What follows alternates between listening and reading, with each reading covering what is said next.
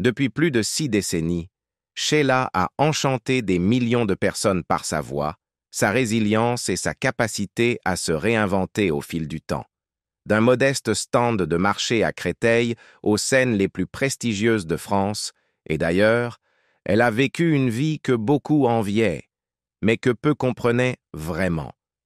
Derrière la gloire étincelante se cachait une histoire marquée par des chagrins inimaginables, des trahisons et des combats personnels menés loin des projecteurs. Aujourd'hui, à 79 ans, Sheila se confie enfin, révélant des vérités qui stupéfient même ses fans les plus fidèles. Face aux projecteurs, d'une fille de marché à une sensation pop. Le parcours de Sheila a commencé dans la modeste ville de Créteil, au sud-est de Paris, où elle est née sous le nom d'Annie Chancel, le 16 août 1945.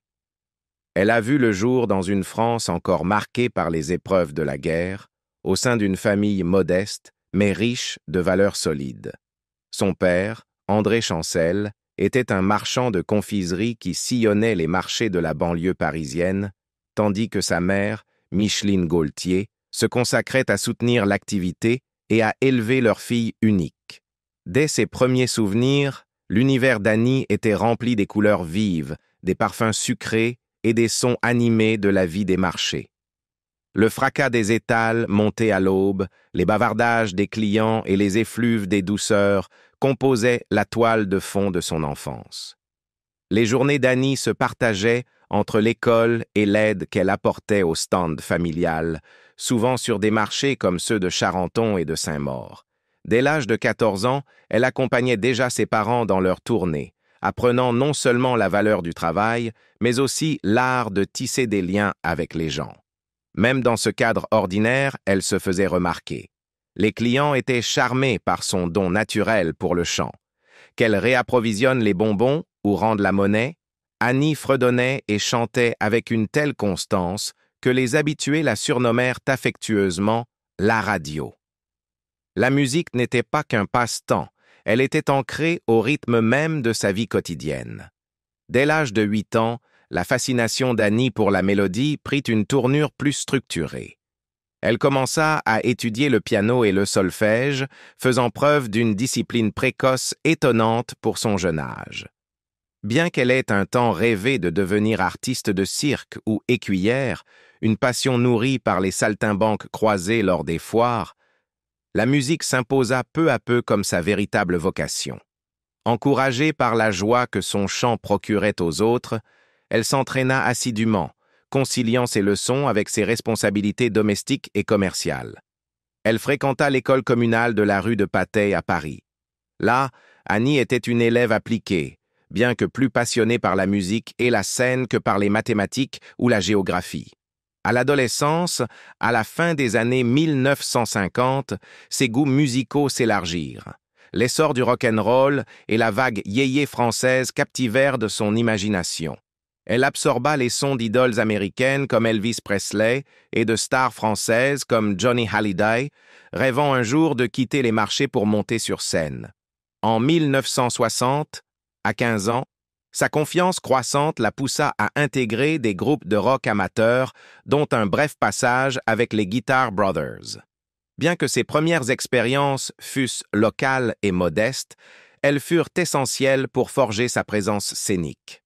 Elle se produisit lors de réunions de jeunesse, de fêtes communales et de kermesses, chaque prestation renforçant son expérience et sa détermination. Puis vint le jour décisif, le 14 septembre 1962. À 17 ans à peine, Annie passa une audition dans un ancien cinéma du 14e arrondissement de Paris, grâce aux liens noués avec d'autres musiciens. Parmi le petit public se trouvait Claude Carrère, un producteur avisé qui perçut immédiatement le potentiel commercial du charme juvénile et de la voix pure d'Annie. Séduit par ce qu'il entendit, Carrère agit sans tarder. Le lendemain même, autour d'un café dans un bistrot parisien, il convainquit les parents d'Annie de signer un contrat exclusif de 10 ans. Pour Annie, la promesse d'un avenir musical semblait magique. Pour Carrère, c'était le début d'un projet savamment calculé. Rebaptisé Sheila, En référence au tube de Tommy Rowe, la jeune chanteuse reçut une identité taillée pour séduire le grand public. Annie Chancel, la fille de marché, laissa place à Sheila, la douce écolière à la blouse blanche et à la jupe à carreaux, les cheveux sagement noués en couette. Cette image, apparemment candide et insouciante, dissimulait un régime strict de séances en studio, de répétitions et d'apparitions promotionnelles qui ne laissaient que peu de place au repos ou au choix personnel. Le 13 novembre 1962, son premier single, Sheila, sortit, mais ce fut l'hymne de 1963, L'école est finie, qui la propulsa au sommet. Le titre trouva un écho chez la jeunesse française avide de modernité et de gaieté, et Sheila devint la voix d'une nouvelle génération. Pourtant, cette ascension fulgurante eut un prix. Dès 1964, Sheila ressentait déjà le poids de l'exploitation. Carrère, toujours focalisé sur les bénéfices, privilégiait les enregistrements aux prestations scéniques, confinant Sheila au studio pour maximiser la production. À seulement 18 ans, lors d'un concert à Rouen, le corps de Sheila céda. Elle s'effondra d'épuisement en plein spectacle, signe alarmant du rythme insoutenable imposé. Pesant à peine 45 kilos, elle fut transportée à l'hôpital, victime des exigences implacables qui laissaient peu de place au bien-être de la jeune femme derrière la star. Plus tard, Sheila décrivit cette période avec une douloureuse lucidité, se qualifiant de « poule aux œufs d'or », plus considérée comme un produit que comme une artiste aux yeux de ceux qui dirigèrent sa carrière. Braver les rumeurs, le combat qui l'a hanté pendant des décennies. Alors que la carrière de Sheila prenait son envol, une rumeur pernicieuse surgit et allait la tourmenter pendant près d'un demi-siècle. Tout commença en 1964, alors qu'elle n'avait que 18 ans. Après s'être évanouie à cause d'une anémie, elle suivit un traitement hormonal qui modifia légèrement le timbre de sa voix. La presse, avide de sensationnalisme et alimentée par des murmures venus, dit-on, de son propre entourage professionnel, s'empara de ce changement. Bientôt, des journaux à scandale comme France Dimanche diffusèrent l'affirmation que Sheila était en réalité un homme. Les dégâts furent rapides et impitoyables. Sheila, encore adolescente, devint la cible de moqueries et de soupçons. Elle se souvenait de l'horreur de s'enfermer chez elle, en larmes avec ses parents, se demandant comment affronter un monde qui semblait se complaire à la démolir. La pression publique ne s'apaisa pas, même après son mariage avec le chanteur Ringo en 1973 et la naissance de leur fils Ludovic 2 ans plus tard. Même cet heureux événement fut entaché d'accusations ignobles selon lesquelles la grossesse aurait été simulée ou l'enfant adopté sous de faux prétextes. Au fil des années, Sheila fit tout pour se défendre. Des apparitions publiques avec son nouveau-né à sa détermination inébranlable dans sa carrière, elle tenta de faire taire les rumeurs et de retrouver sa dignité. Mais les blessures laissées par ces mensonges étaient profondes, et dans ces moments de réflexion, elle reconnaissait ses cicatrices indélébiles. Ce qui pouvait paraître une plaisanterie au départ m'a poursuivi pendant 40 ans, confia-t-elle lors d'une interview télévisée, la voix chargée du poids de cette douleur longtemps enfouie. Survivre à une union sans amour, l'épreuve derrière le conte de fées. Le mariage de Sheila avec Ringo, né Guy Bale le 11 mai 1947, fut présenté par les médias comme une histoire d'amour idéal, une union glamour entre deux des pop stars les plus adorées de France dans les années 1970. La vérité, comme Sheila l'a avoué plus tard, était bien plus complexe et douloureuse. Le 13 février 1973, au sommet de leur célébrité, Sheila et Ringo se marièrent lors d'une cérémonie civile qui devait être discrète et intime à la mairie du 13e arrondissement de Paris. Au départ, ils rêvaient d'un moment romantique, loin des regards curieux. Mais leurs projets furent bouleversés lorsque le producteur de Sheila, Claude Carrère, divulgua les détails du mariage à la presse afin d'obtenir un maximum de publicité pour sa protégée. Le résultat fut chaotique. Près de 10 000 fans envahirent les abords de la mairie, envahissant la place, forçant les portes, transformant l'événement en quasi-émeute. À l'intérieur, les officiels dépassés peinaient à maintenir l'ordre, tandis que la foule se pressait pour apercevoir le couple célèbre. Le maire fut contraint de supplier le silence, juste pour pouvoir célébrer le mariage. Sheila se souvint plus tard avec effroi de ce qu'elle avait ressenti ce jour-là. « J'étais terrifiée. J'ai cru que j'allais fondre en larmes d'un moment à l'autre. » La situation ne s'améliora pas lors de la cérémonie religieuse à l'église Notre-Dame de la Gare, où les fans débordèrent à nouveau l'espace, arrachant les fleurs de ses cheveux dans une frénésie incontrôlable. Ce qui aurait dû être le plus beau jour de sa vie se transforma en un spectacle qui la laissa bouleversée et désabusée.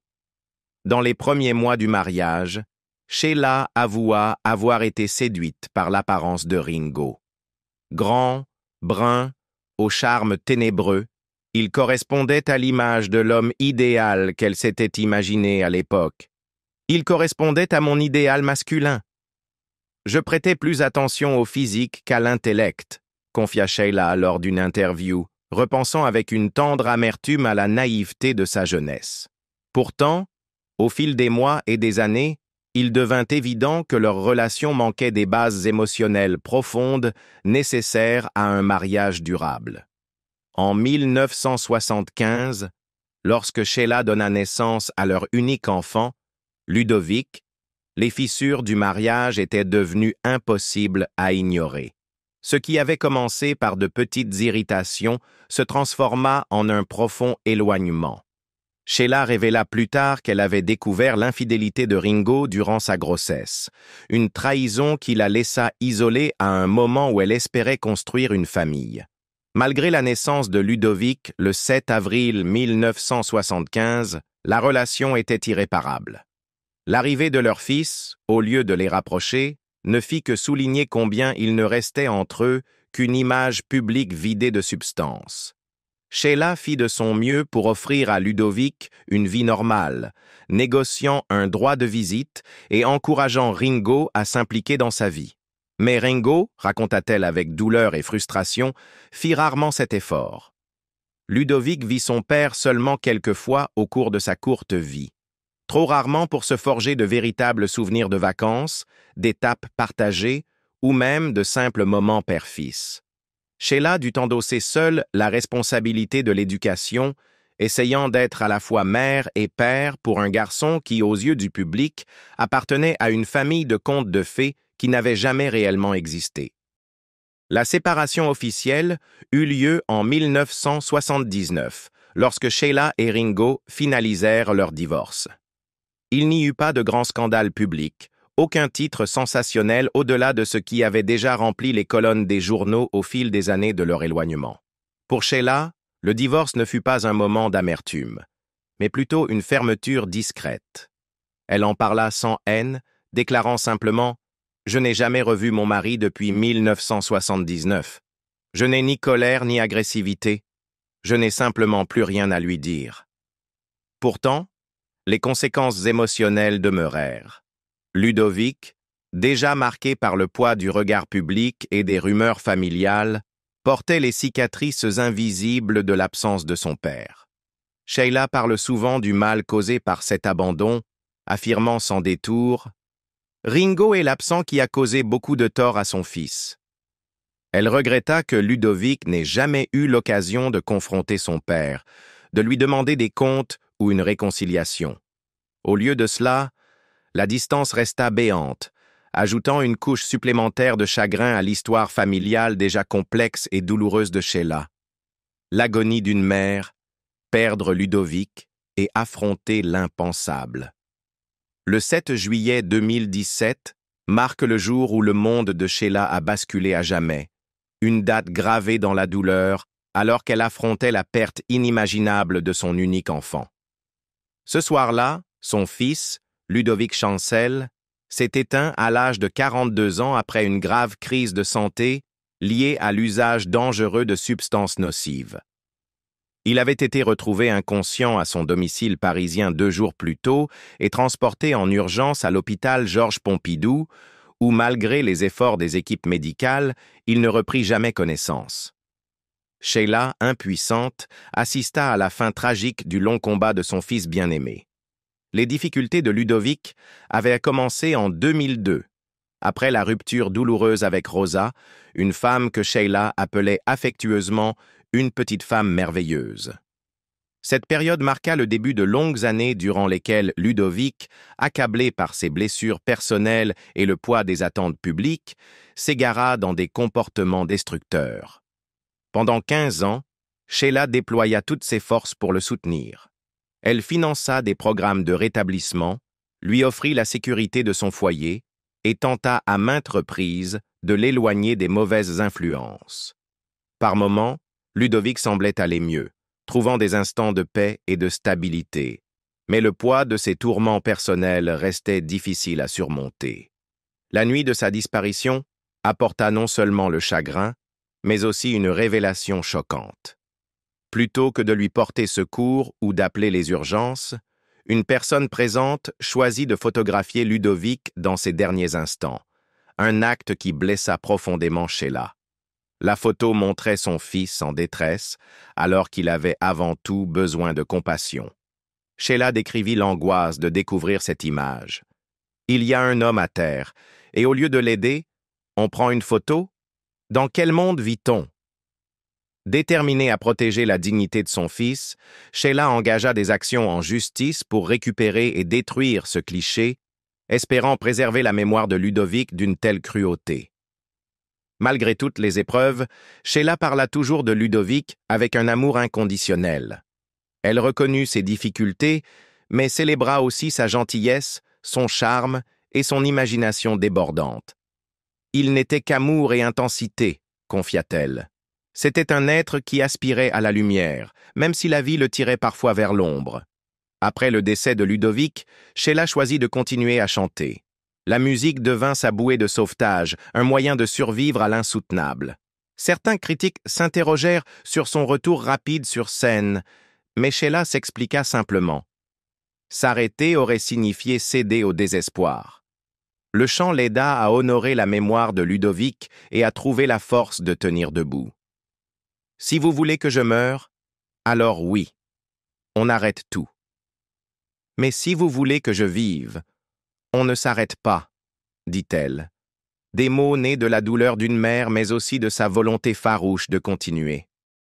Aujourd'hui, Sheila trouve du réconfort dans la conviction que Ludovic reste proche en esprit. Sa dernière demeure est aux côtés de ses grands-parents à Louvciennes, dans l'emplacement que Sheila avait autrefois imaginé pour elle-même. C'est désormais là que repose son plus grand trésor, un fils qu'elle appelle encore « la plus belle chose que j'ai eue dans ma vie ». L'héritage d'une combattante, la vérité de Sheila enfin révélée. Aujourd'hui, à la fin de la soixantaine, Sheila mène une vie qui équilibre solitude, passion artistique et réflexion apaisée. Loin de se retirer dans l'ombre, elle reste pleinement engagée dans son art et auprès de son public. Après plus de 60 ans sur scène, elle continue d'embrasser la musique comme une source de guérison et de lien. Son 28e album studio, À l'avenir, sorti en avril 2022, en est la preuve, une énergie créative intacte. Ce projet ne fut pas seulement un retour en studio, il fut un acte de résilience, mêlant des paroles introspectives à des sons vibrants qui racontent à la fois son histoire et ses espoirs.